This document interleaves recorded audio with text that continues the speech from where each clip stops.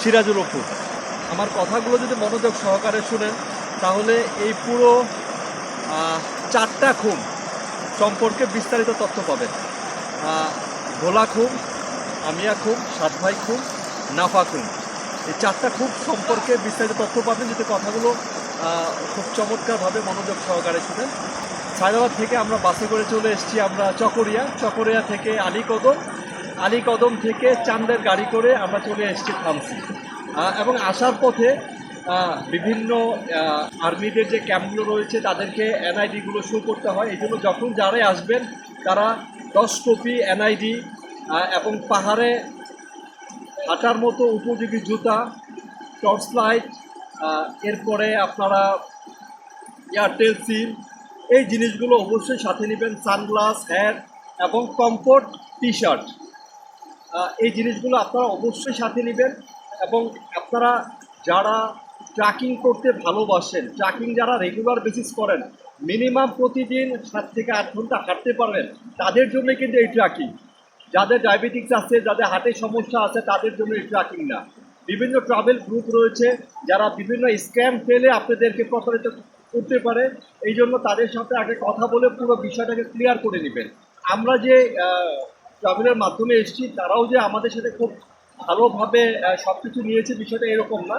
আমাদের জনপ্রতি আমরা 8,500 টাকা দিয়েছি। আমরা ঠিক থানসি থেকে আমরা এসছি কিন্তু ইউনিয়ন পর্যন্ত ডলারে করে, কিন্তু ইউনিয়ন থেকে তারপরে আমরা পদ্মঝিরি, কিন্তু ইউনিয়নের পদ্মঝিরি থেকে অথবা পদ্মমুখ থেকে আমরা হাঁটা শুরু করেছি। এবং প্রায় 10 ঘন্টা হাঁটার পরে, এরকম 10 ঘন্টা হাঁটার পরে, এবং 10 ঘন্টা পথটা কিন্তু মসৃণ ছিল না, পাহাড়ি উঁচু নিচু পথ ছিল এবং ঢালু পথ ছিল, ঝিরির পথ ছিল, কোথাও কোথাও হাঁটু পানি বা হাঁটুর উপরে পানি। এবং দিন রাত মিলিয়ে দ্যাটস মিন আমরা থানসি থেকে শুরু করেছি, আমরা থানসি থেকে শুরু করেছি 11টায়। আমরা যখন পদ্মঝিরিতে এসেছি, পদ্মঝিরি থেকে আমরা 1:45টায় এবং রাত্রে 9:30টার সময় আমরা আমাদের যে পাড়াতে, ভুইসা পাড়াতে আমরা এসেছি। এবং আসার পথে 6টা থেকে 9:30, তার মানে কত ঘন্টা? সন্ধ্যার পরে। টোটাল দিন এবং সন্ধ্যার পরে রাত্র সব মিলে প্রায় 9.5 ঘন্টা। অবশ্যই টর্চ লাইট গুরুত্বপূর্ণ, যারা অবশ্যই আসবেন তারা অবশ্যই টর্চ লাইটকে সাথে করে নিয়ে আসবেন। আমরা ওই দিন রাতে আসার পরে আমরা সেই পাড়াতে ছিলাম, সেই পাড়াতে আমরা রাত্রে যাপন করেছি। এবং রাত্রে আমরা ওদের যে ঝুমের চাল দিয়ে আমরা ভাত, এরপর ছিল ডাল ছিল এবং আলু ভর্তা ছিল, সেই জিনিসগুলো আমরা রাতে খেয়েছি। এবং সকালবেলা খুব ভোরে আমরা ঘুম থেকে উঠে গিয়েছি, কারণ যেহেতু কাঁচা টয়লেটে একটা সিরিয়াল থাকে, এই জন্য খুব আর্লি ঘুম থেকে উঠতে হয়েছে। আর্লি ঘুম থেকে উঠে আমাদের ওই দিনের গন্তব্য ছিল যে আমরা ভেলা খুম, আমিয়া খুম এবং সাত ভাই খুম যাব। এবং আমরা যখন ভুইসাপাড়া, আমরা যে পাড়াতে ছিলাম, সেই ভুইসাপাড়া থেকে আমরা দেবতা পাহাড় গিয়েছি। ভুইসাপাড়া থেকে দেবতা পাহাড় প্রায় 1.5 ঘন্টা থেকে 2 ঘন্টার পথ। এরপরে সেই দেবতা পাহাড় থেকে আমরা যখন নিচের দিকে নামছিলাম, একদম পুরো ঢালু পথ। যারা খুব যাদের হাইকিংয়ের সমস্যা আছে তারা অবশ্যই এই পথ আসবেন না, তাদের কাছে অনুরোধ। কারণ যারা বমি করেন, যাদের প্রেশার আছে, যাদের ডায়াবেটিক্স আছে, তাদের জন্য এই ট্রেকিং না। আমরা যখন দেবতা পাহাড় থেকে নিচের দিকে নামতেছিলাম ভেলাখুমের উদ্দেশ্যে, প্রায় আমাদের সময় লেগেছে 2 ঘন্টা প্লাস, তার মানে 2.5 ঘন্টার মতো সময় লেগেছে, কারণ রাস্তাটা একদম পুরো ঢালু। আমরা দেখেছি আসার পথে অনেক ছেলে, অনেক মেয়েরা রাস্তার মাঝপথে তারা মানে অলমোস্ট কান্নাকাটি করছে, কারণ তারা না উপরে উঠতে পারছে না তারা নিচে যেতে পারছে। তারা উপরে উঠতে পারছে না, তারা নিতেও যেতে পারছে না। তো এই রকম যাদের সমস্যা আছে তারা অবশ্যই এই ট্রেকিং তাদের জন্য না। আমরা যখন নিচে নেমে গেলাম, নামার পরে যখন ঠিক 2 ঘন্টা 2.5 ঘন্টার পরে যখন আমরা একবারে সেই ঝিরির সামনে আসলাম, আসার পরে আমরা প্রথমে গিয়েছি ভেলাখুমে। ওখান থেকে আমরা একটা ভেলা নিয়েছি, সেই ভেলা জনপ্রতি 100 টাকা করে। তারপর যখন ভেলাখুম নিয়ে ভিডিও ঢুকলাম, অপরূপ সৌন্দর্য। বাংলাদেশের সৌন্দর্য কেন এত সুন্দর? যারা দেশ বিদেশে ট্রেকিং করে তাদেরকে বলি, ভাই আগে বাংলাদেশটা দেখেন, এই জায়গাগুলো আগে দেখেন। আমরা ভেলাখুমের চমৎকার কিছু জায়গা আমরা এক্সপ্লোর করেছি। ভেলাখুম থেকে যখন আমিয়াখুম এসেছি, ভেলাখুম থেকে আমিয়াখুম খুব মানে 15 মিনিটের ডিস্টেন্স। আমিয়াখুম আসার পরে আমিয়াখুমের যে ঝিরিটা, যে জলপ্রপাতটা, যে ঝর্ণাটা, সেটা অসাধারণ। মূলত সবাই এখানেই গোসল করে। আমিয়াখুম থেকে আমরা গোসল করার পরে আমরা তারপরে গিয়েছি সাতভাইখুম।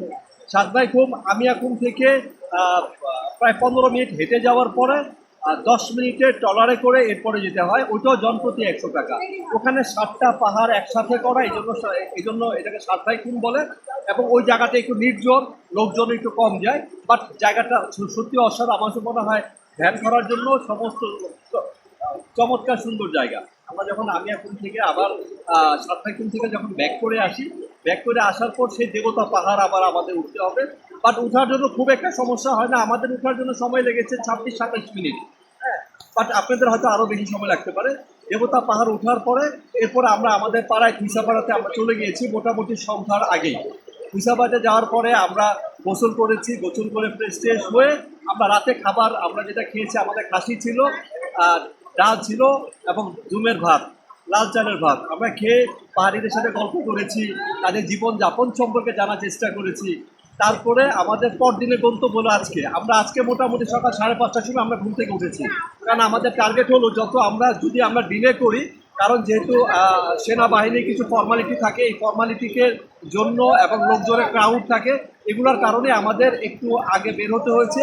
আমরা 6:30টায় আমরা আমাদের যে কুইসাপাড়া ছিল সেখান থেকে আমরা শুরু করেছি এবং ওখান থেকে আমাদের টার্গেট ছিল নাফাকুম।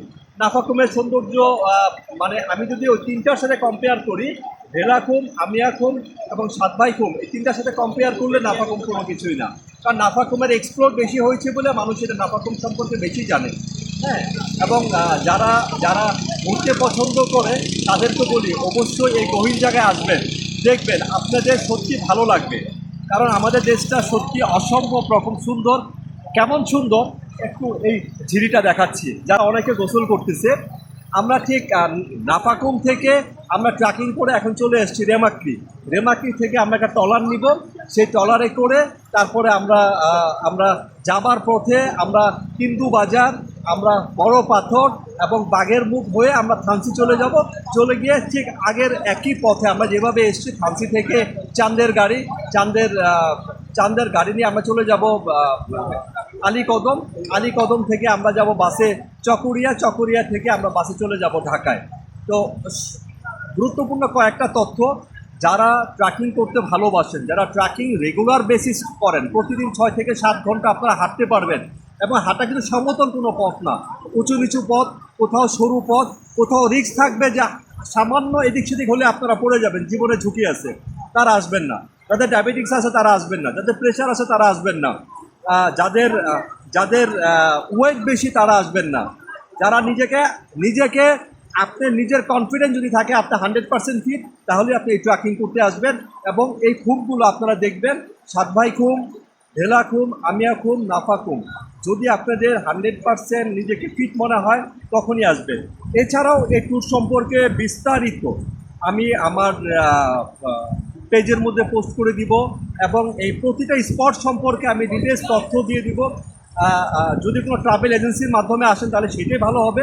এবং ট্যুর গ্রুপটা যত ছোট হয়, 15 জন ম্যাক্সিমাম, যদি 12-15 জনের মধ্যে হয় ট্যুর গ্রুপ, তাহলে এটাকে কন্ট্রোল করা যায়। যদি বড় ট্যুর গ্রুপ হয় তাহলে এটা কন্ট্রোল করা যাবে না। নিঃসন্দেহে ধন্যবাদ সবাইকে। আমি বলি সবাইকে, বাংলাদেশটা দেখেন, বাংলাদেশটা অনেক সুন্দর, বাট এখানে আসার কিন্তু কোনো পারমিশন নাই। আবার একটু বলে রাখি, এখানে আসার কোনো পারমিশন নাই, সরকার থেকে কোনো পারমিশন নাই, সেনাবাহিনী থেকে কোনো পারমিশন নেই। আমরা যখন আসছি, আমরা থানসিতে কিন্তু একটা লিখিত দিয়ে আসছি যে আমরা ম্যাক্সিমাম বড় পাথর অথবা নাফাকুম পর্যন্ত যাব এবং সকালে গিয়ে রাত্রে ব্যাক করে আসবো। পারমিশন কিন্তু এই পর্যন্তই, এর সাথে কোনো পারমিশন নাই। তো সুতরাং যারা যখন যেভাবে আসবেন, নিজ দায়িত্ব আসবেন। এখানে মোবাইলে কোনো নেটওয়ার্ক নেই, কারণ আপনি থাকবেন একেবারে নেটওয়ার্কের বাইরে, ধরা ছোঁয়ার বাইরে। আপনাকে কেউ চাইলেও এখানে কানেকশন করতে পারবে না।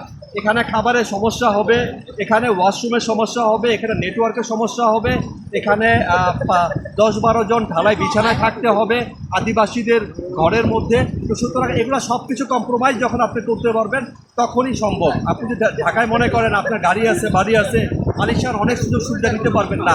আপনি যখন আসবেন অবশ্যই পর্যাপ্ত শুকনা খাবার নিয়ে আসবেন, পর্যাপ্ত শুকনা খাবার নিয়ে আসবেন, লিকুইড নিয়ে আসবেন। এটা যদি আপনি নিজে ক্যারি করতে পারেন তাহলে আপনার খরচটা সাশ্রয় হবে। ধন্যবাদ সবাইকে। সিরাজুল অপু, আপনি আমাদের সাথে থাকেন তাহলে চমৎকার সব তথ্য ট্রাভেল সম্পর্কে, দেশ সম্পর্কে, দেশের বাইরের সম্পর্কে আমরা তথ্য দিয়ে আপনাদের সহযোগিতা করব। ধন্যবাদ সবাইকে। সিরাজুল অপু।